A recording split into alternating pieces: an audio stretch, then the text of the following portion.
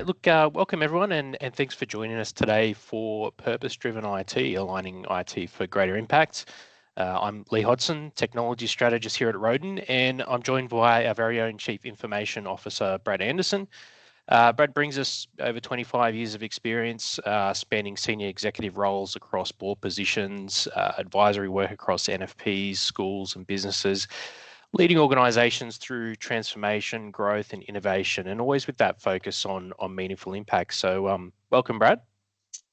Great to be here. Thanks, Lee. Excellent, and very much looking forward to getting into some of those practical strategies that I really hope that will help you all from turning your IT into that cost center, into that real growth or impact engine. So a little bit of what we're going to cover today, NFP landscape, technology challenges, maximising impact from those limited IT budgets. How do we free staff time for mission critical work? Optimising your technology stack, leveraging AI, that's a big one, and also some tips around choosing the right managed services partners as well. We'll have a little bit of time at the end, we should do for any questions, so you can pop them into the Q&A and we'll do our best to get to them. So look, let's start with the big picture. Not-for-profits, we're under immense pressure at the moment. Costs are rising across the board, whether it's energy, insurance, wages, IT, you name it. And I think margins are under pressure too. So somewhere, some research out there, near 35% of non-profit organisations in the sector in the country already have less than 5% profit margin, and a further about a quarter are operating at a deficit. And I was beyond those cost pressures as well. Productivity is lagging. We're probably aware of the Productivity Commission, the reporting that labour productivity across our economy is down. We've recently convened, or the government has, not us, the Productivity Summit. So in other words, we're working a lot harder, but we're not necessarily producing more. And so why is this? Well, a lot of it's due to inefficiency with systems, workflows and technology. So many of us have adopted digital tools, particularly over the last few years, and maybe without a clear strategy. And we can start to see that sort of costing and paying the price in creeping inefficiency.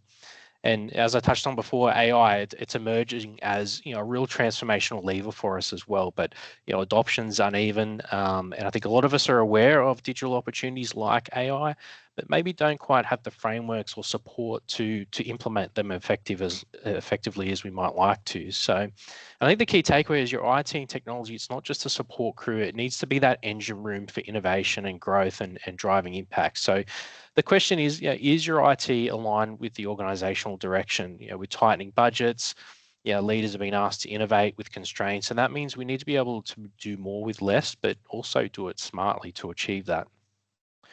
So cost optimization, let's talk about that. And to be clear, when I'm talking about cost optimization, this isn't just about cutting costs, it's about being smarter and doing more with your spend. So it's about reducing unwarranted IT expenses or technology expenses, identifying spend that's either unnecessary, duplicated, or misaligned with the business needs, improving your cost to value ratio as well. So this is where we shift that focus from just cost to value. Are the tools actually delivering the outcomes that we intend, or are we getting the return we expect from our technology investments? So a common thing that I see all the time, very simple, Microsoft 365. Many organizations are paying for the full suite, but still subscribe to third-party tools for things like file sharing, task management, or video conferencing. And the other key is making those improvements sustainable over time. So quick wins are great, but it needs to be sustainable, and lasting impact comes from embedding strategic cost-conscious practices into your operations, being considered in our approach to what costs are bringing value and which aren't, and having good oversight of IT procurement and ongoing budgeting as well.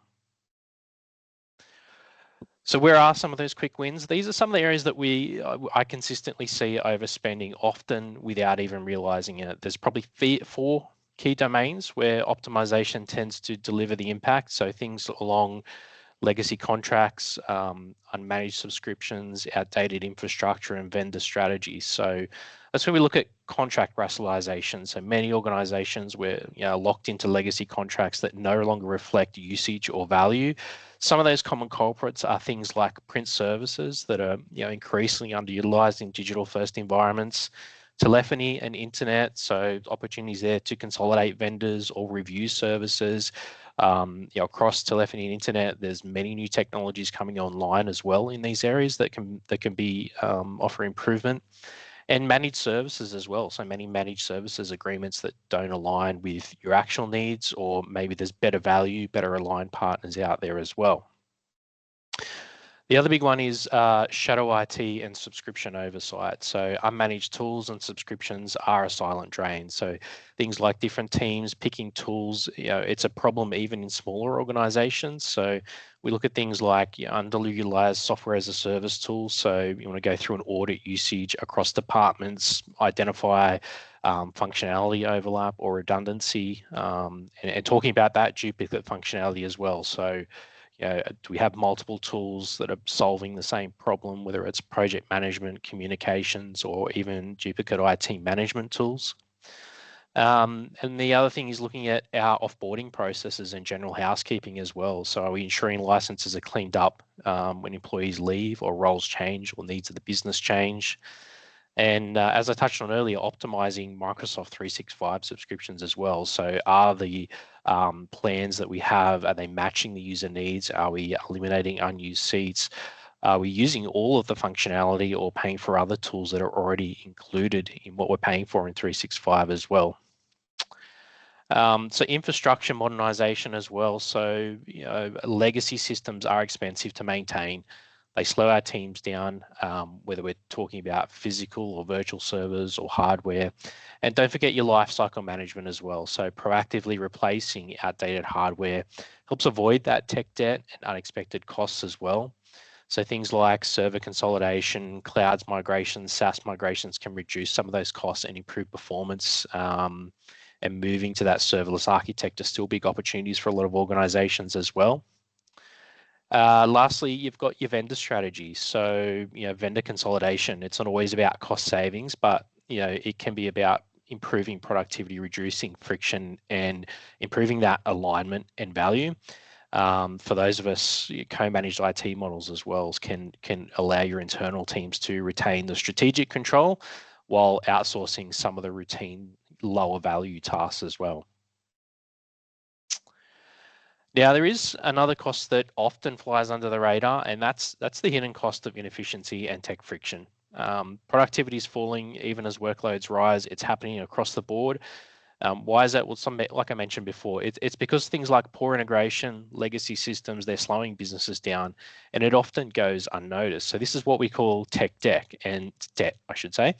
And the longer you leave it, the more expensive it becomes. So I'm going to hand over to Brad now. He's going to unpack that a little bit more, and also just kind of where some of those opportunities lie as well. So over to you, Brad. Thanks, Lee.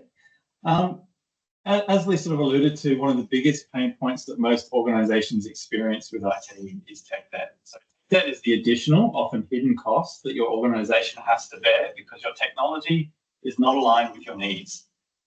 Disconnected systems and manual processes are usually the big culprit here. And instead of technology aligning and enabling to your team's needs, it creates friction that pulls your effort and focus away from your mission, which is critically important in the not-for-profit space.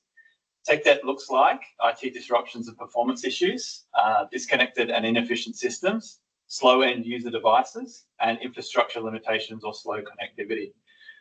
Most of us have moved a lot of our core systems to the cloud using software as a service, which has been great, but have not necessarily gone back and looked at the underlying connectivity, look at our local networks and our security posture as well, and made sure that that's all aligned with these changes. So each of these kind of areas chip away at your team's ability to do the valuable work that they're there to do. And it's not just an inconvenience, it's very expensive. There are two types of costs that you need to consider here. There's the direct costs like maintenance, downtime, and employment costs, and they're usually pretty easy to understand and get across. But there are opportunity costs there as well. Missed funding or grant opportunities, delayed projects, and lost innovation. When your team is head down trying to focus on getting the job done, they're not necessarily thinking about how they can improve, how they can do better, how they can innovate, and looking at the emerging technologies or looking at the opportunities that there might be to do something new and different than what you're already doing. And when staff lose up to 5 hours each week battling slow systems, that's direct time that's taken away from your clients, from program delivery, and from community impact. Poor integrations mean that data lives in silos. So when you've got different tools that are all doing different parts of the workflow that your team needs to complete as part of their work, they may not be able to access the data from system A in system B and bring it all together easily to help understand where there could be new opportunities, or they're being the glue that sort of connects those systems together, pulling data out manually and having to process it. It also means that it's very, very difficult to demonstrate the outcomes to donors or to measure the real impact that you're having. And these impacts, they have an effect on your future funding. They can impede effective governance, making it more difficult for your board to make effective decisions. And it also means you're always behind the curve. Only about 22% of not-for-profits can effectively measure their service impact due to their internal systems being inadequate. And this creates a vicious cycle where you can't prove your value to secure better funding to improve your systems because you don't have the systems that allow you to do that. So every hour your team spends on workarounds and manual processes or system crashes is an hour that's not spent advancing your mission. And this hidden cost isn't just operational, it's a cumulative impact on the communities that you serve. So we're going to have a look at a real-world example. We have a very simple one, just to kind of get a sense of what this actually kind of means when it starts to add up. If you've got a staff member that's earning $35 per hour, which is a typical not-for-profit salary, and they lose 1 hour per week, which is pretty conservative, depending on what state the systems you are, the systems and laptops that you have are. And you can see a breakdown there by the different types of tasks, how that sort of adds up to an hour very, very quickly. If they lose just 1 hour a week due to technology issues, that's $1,680 lost annually. And if you start to look at that across a team, for a team of 20, it's $33,000 a year that could have funded additional services, programs, or improvement opportunities to get better systems in place as well. So these real costs go beyond just the salary. It's things like delayed client intake, late grant reports, volunteer coordinators who can't schedule volunteers to help accurately to help in the right places or effectively, and also program managers who can't demonstrate their impact to donors. And when your case management systems crash during client appointments or your fundraising database can't generate donor reports, you're not just losing time, you're losing trust. And that's trust that goes to supporting the programs and keeping your organization running. And this is why technology investment isn't just an overhead, it's an investment in mission critical infrastructure, things that are helping you fulfill the purpose that you're there to fulfill. And the same logic applies not just in this simple example for a laptop or a physical device that's not performing the way that it should. It scales across all areas of your IT, your databases, your internet, data integrations, the software platforms that you use to operate, your analytics, process automation, all of those areas. So usually these types of issues are felt and known to everyone, but sometimes it's difficult to know how to build a business case around it, what vocabulary you need to use to express the impact that you're having, and how to find the right cost-effective solution to align your technology to your organization needs. And so what we want to do here is really make sure that the technology that you have and the investment that you're putting into that technology is freeing up staff time for mission critical work. And that means creating more capacity and time to directly impact your purpose. So this isn't something that's a tick box exercise, it's an ongoing journey. And to be able to make progress across that journey, you need to be able to assess your organization's maturity across 6 key areas: technology foundations, applications, data analytics, digital marketing, IT management, and cybersecurity. And implied behind all of this is governance as well. That's something that's really important in the not-for-profit space. I'm sure most of your boards are asking questions about cybersecurity and AI particularly at the moment, but you need to have all of these areas working well and aligned to make sure that you've got that effective governance and oversight able to happen. So to be able to start on this journey effectively, you need to make sure you have the right people on your team. Does your board and management team have the right expertise to steer the bus when it comes to technology? Do you need a partner who can help you navigate this aspect of your organization?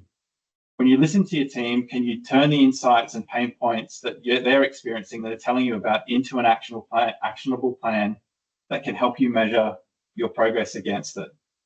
The goal here isn't just efficiency, it's about effectiveness in serving your community. So when you streamline onboarding volunteers, when you automate donor communications, when you integrate your case management with your reporting systems, you're not just saving time, you're improving service quality and demonstrating impact to your donors.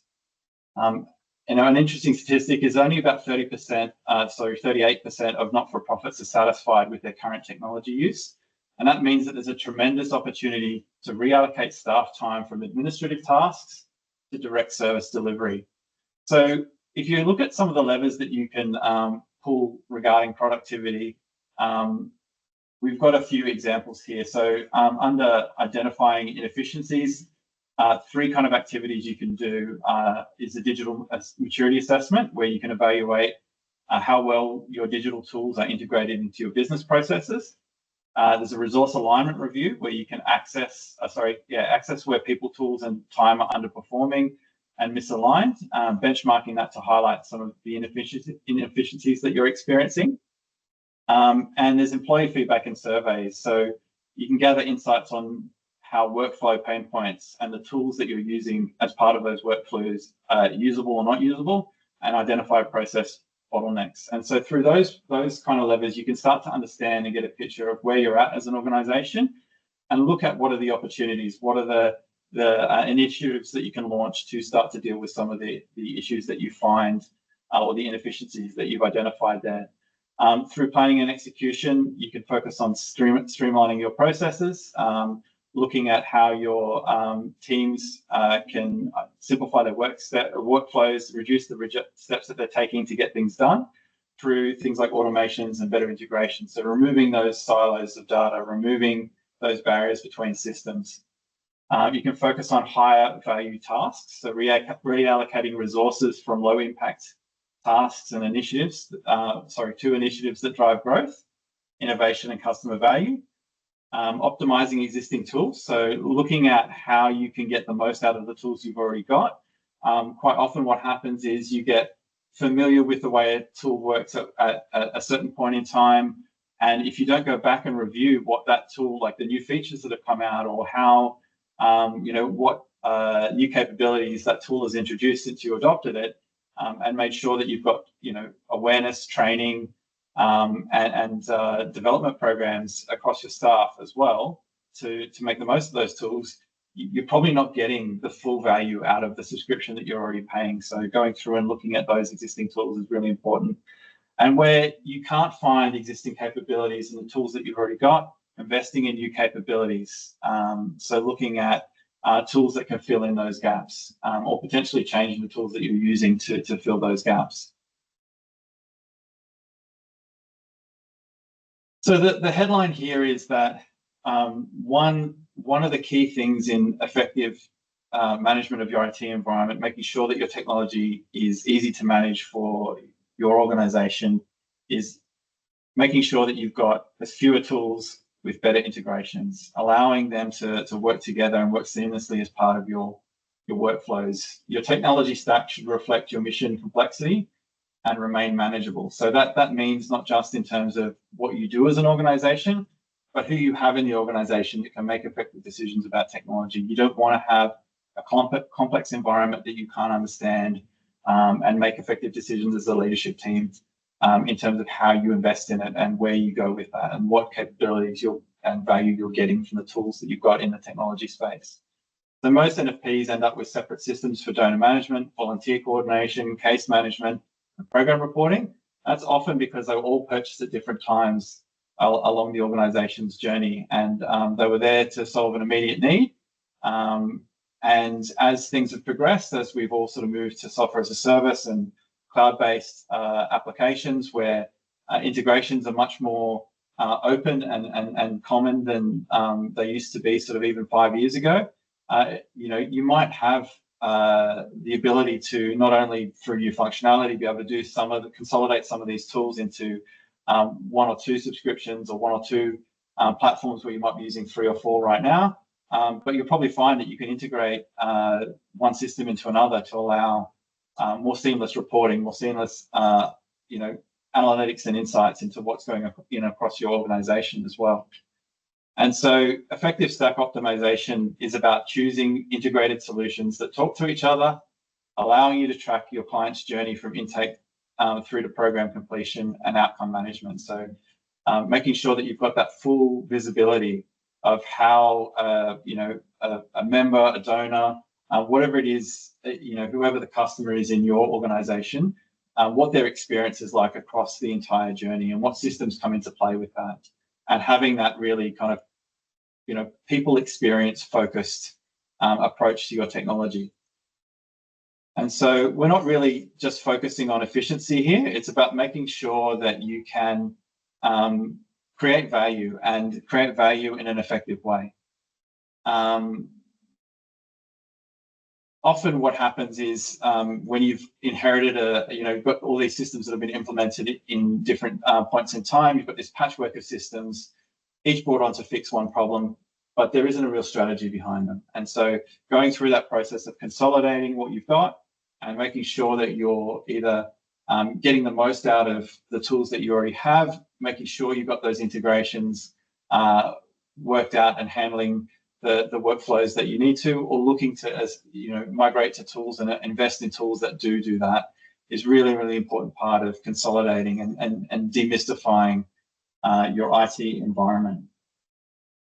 And one important thing as well is to understand, for those of you who are at the size where you need a managed service provider like Roden to help manage your IT environment, which is a lot of not-for-profits.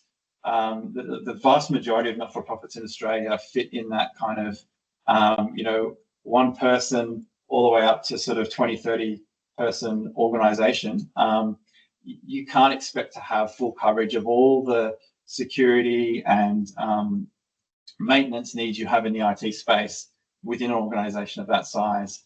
And so partnering with an MSP is a good way of being able to make sure you've got all the right expertise at play, all the things that you need to do to operate happening in the IT space. And it's important that you make sure that you are getting the most out of that relationship and that you have the tools that you need from your MSP to understand how to make decisions about your organization and your technology. So looking for centralized monitoring dashboards, automation engines that can do a lot of the day-to-day maintenance for you, asset and license management, that, as Lee pointed out before, that's an area where a lot of organizations fly blind. They don't necessarily keep track of what licenses they've purchased and who's using them, and go through that consolidation process of making sure that the licenses are allocated to people who are still in the organization and to the right people as well. And you end up just purchasing new licenses to solve the problem at that point in time, don't necessarily go through that consolidation later on. So having an MSP that's going to help you with that and is able to help you integrate your systems together is super, super important as well, because these are all foundational aspects of your IT environment. And without these kind of integrations, without this expertise sort of sitting in, as part of your organization, helping you focus on the work that you're there to do, it becomes chaotic. It's very difficult to get things done. You have that technical debt becomes almost paralysis, and it stops you from doing things that you need to do. So having a look at AI, and this is a topic that has obviously been quite, something that's been evolving over the last couple of years in particular, and something that is really exploding in the not-for-profit space, with about 76% of not-for-profits now using some form of generative AI tools as part of their day-to-day operations. But the problem is that most of them lack the right policies and the internal awareness about how to effectively manage the risks associated with AI. And so you end up in this sort of almost binary state where you either don't do anything because it's too scary, or you're doing stuff that doesn't really have the right oversight, and you're probably taking risks that you don't even realize that you're taking. So neither of those outcomes are good. And you want to try and understand the way that the way that AI can work as part of your IT environment and bring that capacity to you without taking those unnecessary risks.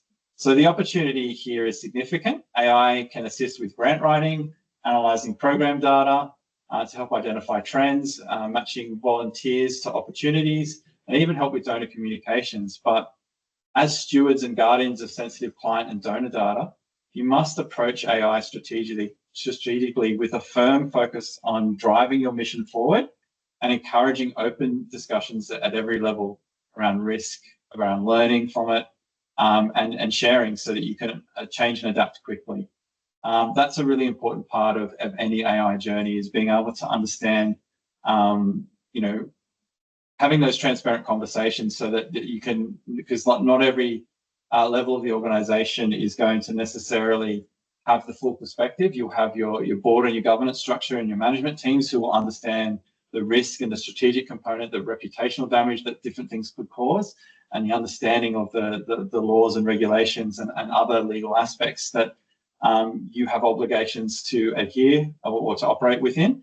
But then you've got the people who are on the front line who can see how a particular tool might be able to streamline the way that they work, and using some sort of AI feature, or just using an AI chatbot like ChatGPT or Copilot or anything like that as part of their day-to-day process. And so those conversations need to come together, and it needs to be a collaborative effort to align both sides of that and make sure that there is that sort of open conversation, that visibility and transparency around things, because the AI space is changing very rapidly, and there's no real easy way to put in a one-size-fits-all policy around that. The way that AI will work in 12 months is going to be very different than the way that it works today. And so, it needs to be a policy of managing risk, but also having those conversations to bring everyone together to make sure you've got that kind of openness around decisions and clear guidance around your risk and your obligation and your kind of legal stuff as well. So the key here is to ensuring that AI enhances rather than replaces human judgment, and keeping everybody as aware of the way that AI is being used and the opportunities that exist there. But only 1 on 3 NFPs are currently investing strategically in AI, which means that early adopters have a significant advantage in demonstrating impacts and an operational efficiency to donors, to boards, to people to the management team that are overseeing it. And AI is more accessible than ever before. It's not just something that's there for tech giants. There are so many cloud-based tools. Almost every modern tool stack is bringing some form of AI into the way that there are AI features that are able to help with different parts of what they offer. So understanding how it can be used for you, and what the right sort of strategy might be for your organization, keeping your mission as part of the core, keeping people as part of the core, and understanding the risk as well is really, really important. So I've got some examples on the slide here. For optimizing operations, it could be leveraged to reduce predictable and repetitive admin tasks. So things like accounts payable processing. Accounts payable teams get bills and invoices and all those kind of things from various sources. And sometimes quite often you'll find that there's someone literally sitting there manually reading each one of them, working out what amounts and what supplier it was, and then going through the process of manually entering that into your accounting system. AI is a great tool for helping with some of that. It's very low risk, it's very high impact.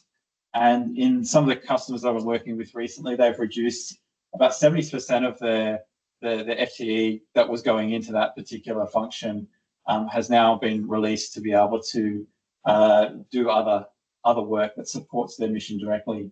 You can use AI to build a stronger relationship. So using things like sentiment analysis in the way that in the communications that you're receiving, or in responses to your campaigns, can help you build a better understanding of your audience and their needs through just being able to look at the sentiment of responses and communications, like I said. And what that results in is higher conversions and loyalty, more donations, more effective marketing campaigns. If you're an organization that has multiple dimensions to what you do. Often finding the right audience is very, very difficult. That's typically a challenge for charities that represent social causes. And so being able to identify the right audience and the right language to use for targeting specific causes, specific needs that you might need to raise funds for is really important. Being able to make some smarter decisions by using things like deep research to inform strategic planning and decision making. Deep research is a relatively new but fairly well understood now component of things like ChatGPT and Gemini and Copilot, where it can actually go and compile, like use its knowledge base from what exists out there on the internet that it's been trained on to compile very quickly statistics, analysis, and other things that might be relevant to your strategic planning process by asking it questions or getting it to do deep research on a particular topic. And that can avoid having to bring in expensive consultants and freeing up time and budget to focus on other things as well.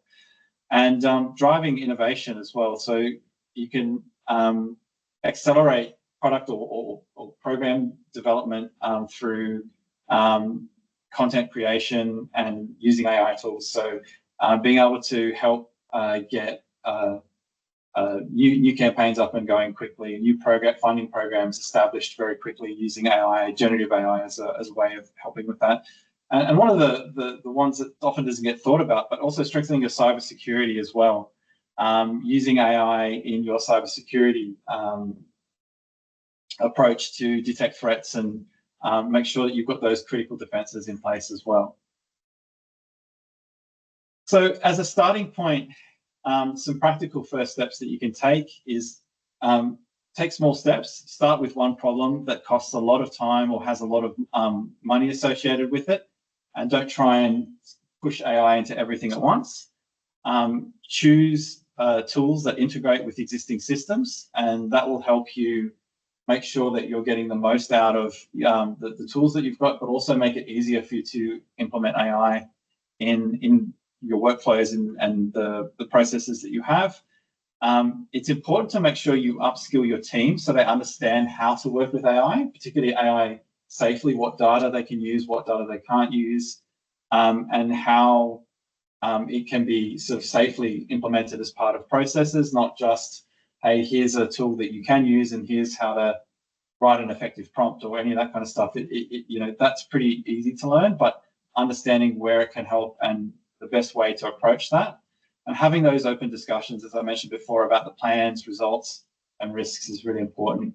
And measuring what you're doing, looking for your return on investment early, and being able to establish the metrics that you're going to use to understand and make decisions where you going through that process of using AI for the first time, or in any case, how are you going to make sure that this actually makes sense for you to invest in?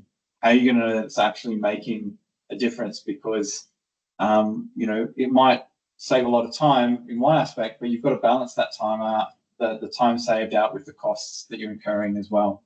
So making sure you've got that full eyes wide open, understood, and sort of the right metrics in place to measure what you're doing and measure how successful it is from the start is super, super important. And so I touched on cybersecurity before. Cybersecurity is a really important part of your technology stack in general. The rules and or expectations around cybersecurity and the legislation is evolving all the time. And directors in particular are expected to understand this in more and more detail.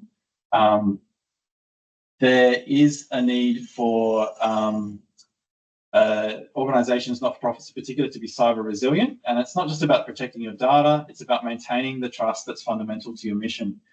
When you're working with vulnerable populations, a security breach can have devastating consequences beyond financial loss. And there are often hidden, you've got your standard sort of things like the Privacy Act and the Cybersecurity Act, and maybe there's some compliance requirements as well that you have depending on what industry you're in, but there's often other things buried in other legislation. So for those of working with people in aged care or in disability support or in education, there are other sets of requirements that you've got to be able to adhere to in terms of the way that you handle data, the way that you provide that assurance around cybersecurity. So it is really important to have a handle in this area. But only 1 in 3 not-for-profits have effective security processes, and half don't use multi-factor authentication on systems containing sensitive information, which is a really kind of surprising thing. But the challenge is that cyber criminals specifically target not-for-profits because they perceive them as having valuable data and weaker security. So these breaches don't just cost money. It can destroy relationships with clients who've trusted you with their information and donors who believed in your stewardship. So building cyber resilience means implementing a layered approach to security. Includes training staff to recognize threats and having tested incident response plans that prioritize client and community safety as well. So this is another area where having the right partner on board will help immensely to make sure that you've got the right oversight over your environment, you've got the right expertise, being able to make sure that your environment is configured in the right way, and being able to provide you with the right information, the right advice, so that you can make the decisions that you need to make to protect your organization and its data. Cool. And so I'm going to hand back to Lee now, who's going to sort of take you through to the rest of the presentation. Thanks, Lee. Thanks, Brad. Yeah, look, there's no doubt AI really is transforming the way that organisations cooperate. It's definitely easy to get caught up in the hype and start adopting tools just because now they're cool. I guess that real value, as you said, sort of comes from being considered. Making sure that our AI initiatives are driven by a mission and delivers that measurable impact, and it's not just technology for technology's sake. So. Look, we're nearly at the end, but I just quickly want to touch on that kind of next critical piece, and it's around the right managed service provider, or MSP. So everything we've been through today, from cost optimization, productivity, tech stack alignment, it's a lot to take on. And having that right partner can really make a difference. So you definitely don't need a full internal IT department to drive this transformation. And even if you do have one, that right sort of guidance can help fast track or improve the impact of your strategy as well. But I guess the key questions that I ask are, do you have a strategic partner or just a reactive provider? A proactive MSP isn't just going to be responding to tickets. They should be helping you to plan, scale, and really future-proof the organization as well. They should be actively working with you to align technology with your goals, provide visibility through reporting, offering strategic guidance, like what Brad does for a lot of our clients as a chief information officer, and those advisory services and cybersecurity planning as well. So the bottom line is that you really should be expecting more than just support tickets. That true partner should be bringing clarity, accountability, and importantly, that continuous improvement as well. And I guess it comes down to 3 things. It's trust, communication, and alignment. So when those are in place, your MSP becomes a true extension of your team and not just a vendor. So thank you all for joining us today. If there are any questions, please pop them in the Q&A. I know we've been through a fair bit in a short period of time, from that cost optimization, productivity, to aligning your tech stack. So what's next? So what can you do to take the next step? I suppose often that is the hardest part. So we are providing you with a practical resource you can use. So there will be an IT budgeting and optimization worksheet that's going out. It's quite a simple tool, but it really help you to start tracking, rationalizing, and optimizing your IT spend in a structured way. If you would prefer a more sort of hands-on or hands-off approach for yourselves, I suppose we do offer an IT budget and alignment assessment engagement as well. So we put an NDA in place and we benchmark your organization against some key indicators. So your cost, value, risk, and productivity. It gives you a really clear picture of where you stand and where those opportunities lie, and I guess a bit of a roadmap. And maybe some of you are looking for that deeper strategic insight as well. So you can definitely engage Brad for an initial discovery session. As I said before, he'll bring that kind of board level experience, really help you to align technology with the business, navigate risk and build that roadmap moving forward as well. So look, there aren't any questions in the Q&A, but Brad, I actually have one, if you don't mind. So I know you've spoken about you work with a lot of not-for-profits, and often they, as you said before, they feel stuck in their current systems and process. Could you maybe share an example of how, looking at things differently, maybe through a fresh audit or by challenging the status quo, kind of help you to uncover some of those opportunities for improvement? Yeah, I mean, the common thing is that, as I spoke about before, that most tools are purchased at a point in time to solve a particular problem, and it's assumed that that problem still exists. And so a lot of everything, a lot of what happens after that is just continuing on that assumption that problem is still there and that tool is still valid for solving that problem. So it's really important to talk to and listen to the staff on the ground that actually do the work every day and understand where their pain points are, what their experience is like, and what sort of issues they're facing, and get a sense of the processes, because the amount of times where I've gone into an organization and they're looking at maybe changing their CRM platform or something similar, and their supporter relations team, for example, is doing a process that's very convoluted and inefficient, but they're doing it because the CRM system they had 3 systems ago had a particular bottleneck that meant they had to do a workaround to make the process work, but they've never gone back to review why they do the process that way and optimized it. Simple conversations, making sure that you've got a picture of what the organization needs, and then look at how it's actually happening and then align those 2 things together. So often it just starts with talking to people and understanding what's frustrating, where their time is going. It's very simple things, and then getting a sense of, okay, cool. Now that we understand what the process is and how that's working, here's a really simple thing we can do without even changing an IT system. Just get the process right, and then make sure that we've got the right sort of efficient focus on what's happening there. So that's often quite a difficult thing. And then when you go into those new, okay, we're going to replace our CRM system, what are our requirements conversations, you've got a nice, lean, clear vision as to what you're doing and why you're doing it. And it just helps with that process. So yeah, spot on. As you said, sometimes it's just about taking that step back and looking at things differently. So look, thank you all for joining us today. I hope you found the session useful. If you do have any questions that you might want to come and talk to us offline, please feel free to reach out. Otherwise, thank you, Brad. Thank you, everyone. Enjoy the rest of your day. Thanks, everyone.